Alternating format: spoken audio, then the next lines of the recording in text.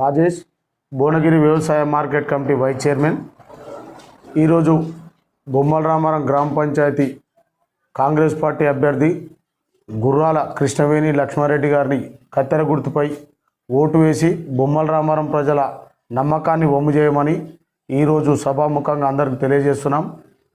గత 10 సంవత్సరాలుగా ఇందిరమ్మ ఇండ్లు కానీ రేషన్ కార్డు కానీ ఉచిత కరెంటు కానీ ఉచిత బస్సు కానీ మహిళలకు పెద్దపీట వేసి పోయినసారి పిఎస్సిఎస్ వల్ల అందరూ లాస్ అయ్యారు రైతులు. ఈసారి మహిళలకే పెద్దపీట వేయాలని ఎమ్మెల్యే గారితో ఫైట్ చేసి ఐకేపీ సెంటర్లు ఏర్పాటు చేసి మహిళలకే పెద్దపీట వేయడం జరిగింది.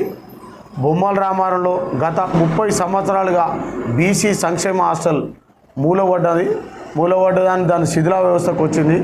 దాన్ని ఎమ్మెల్యే గారి కృషితో కలెక్టర్ గారి కృషితో మా కాంగ్రెస్ పార్టీ కార్యకర్తల కృషితో దానికి ఇట్లా డిస్మెంటల్ చేయడం జరిగింది.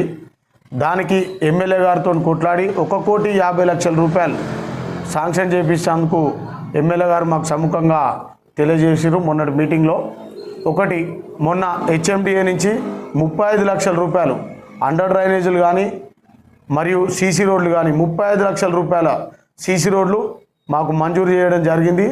మా అభ్యర్థి గుర్రాల కృష్ణవేణి గారిని బొమ్మల రామారం గ్రామ ప్రజలు గుర్తించి అమూల్యమైన ఓటు కత్తెర గుర్తుపై వేసి గెలిపిస్తే మీ అందరి మాటల్ని నేనేందో రాజేష్ ఏందనేది ఈ 2 సంవత్సరాల బొమ్మల రామారం ప్రజలకు అందరికీ తెలిసిపోయింది.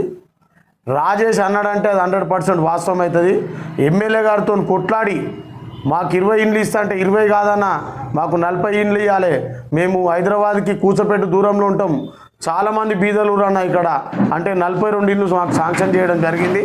అలాగే మళ్ళీ ఈ ఎలక్షన్ల తర్వాత మళ్ళీ ఇంకొక 50 ఇండ్లు ఇస్తాడు. 3 సంవత్సరాలలో మొత్తం 200 ఇండ్లు నీకు ఇచ్చి తీరుతా. నువ్వు వైస్ చైర్మన్గా నీకు కాంగ్రెస్ పార్టీ నేను గుర్తించి వైస్ చైర్మన్ చేసినందుకు గుర్రాల కృష్ణవేణి గారిని నువ్వు గెలిపించుకొని రా.